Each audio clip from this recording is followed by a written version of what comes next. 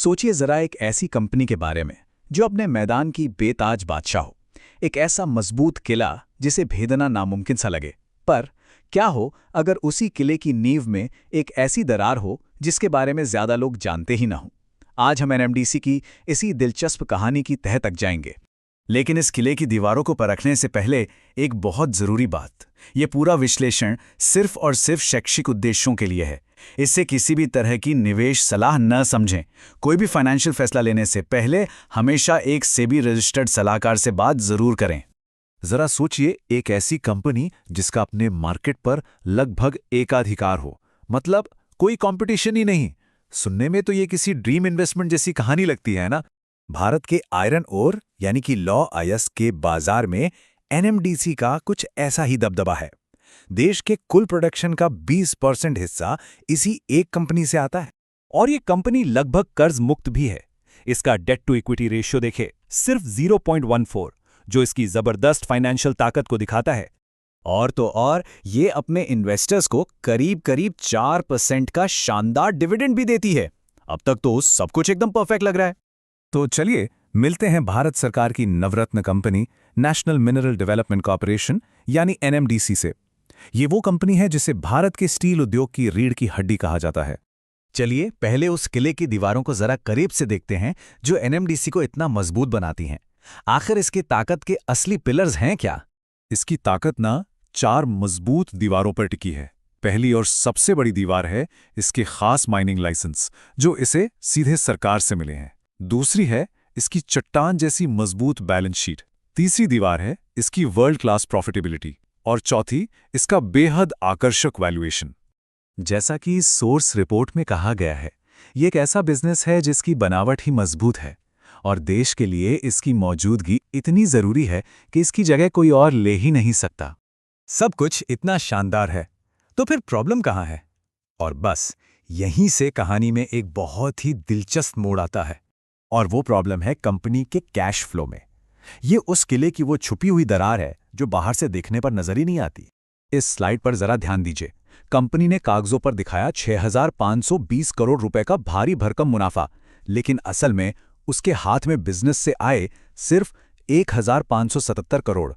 मुनाफे और कैश के बीच ये जमीन आसमान का फर्क एक बहुत बड़ा सवाल खड़ा करता है। ये चार्ट तो इस गिरावट को और भी साफ साफ दिखाता है। सिर्फ एक साल के अंदर ऑपरेटिंग कैश फ्लो 7,439 करोड़ रुपए से गिरकर सीधा 1,577 करोड़ पर आ गया। ये कोई छोटी मोटी गिरावट नहीं, ये 79% की चौंकाने वाली गिरावट है। तो सवाल यह है कि आखिर ये पैसा जा कहां रहा है? इसका जवाब छिपा है डेटर डेज में। अब ये क्या होता है? सीधे शब्दों में कहें तो ये वो औसत समय है जो कंपनी को अपने ग्राहकों से पैसा वसूलने में लगता है। और ये समय पिछले साल के 77 दिनों से बढ़कर अब 118 दिन हो गया है।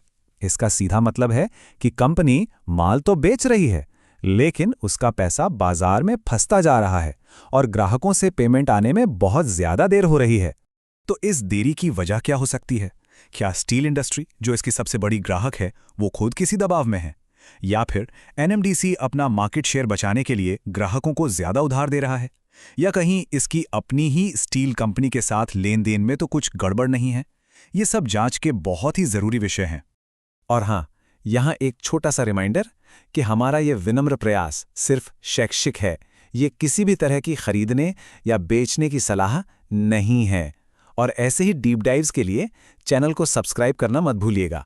चलिए अब जरा जूम आउट करते हैं और बड़ी तस्वीर को देखते हैं। कंपनी की लॉन्ग टर्म ग्रोथ की क्या संभावनाएं हैं और इसके सामने कौन से ग्लोबल खतरे खड़े हैं। देखिए, लंबी अवधि में भारत की ग्रोथ स्टोरी एनएमडीसी के पक्ष में है। सरकार का इंफ्रास्ट्रक्चर पर जोर और स्टील प्रोडक्शन बढ़ाने का लक्ष्य सीधे सीधे कंपनी को फायदा पहुंचाएगा। लेकिन एक बहुत बड़ा खतरा भी है, और वो है चीन। चीन की इकोनॉमी में कोई भी मंदी आती है तो उसका असर पूरी दुनिया में आयरन ओर की कीमतों पर पड़ता है, और एनएमडीसी इससे अछूता नहीं रह सकता। तो इन सभी बातों को ध्यान में रखते हुए अब हमें किस नतीजे पर पहुंचना चाहिए और आगे किन चीजों पर अपनी नजर बनाए रखनी चाहिए?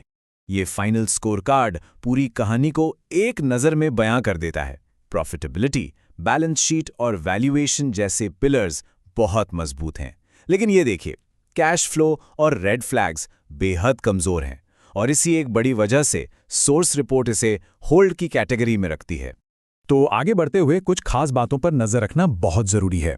सबसे जरूरी है कि डेटर डेज 90 दिन से नीचे आएं और ऑपरेटिंग कैश फ्लो वापस मुनाफे के आसपास पहुंचे।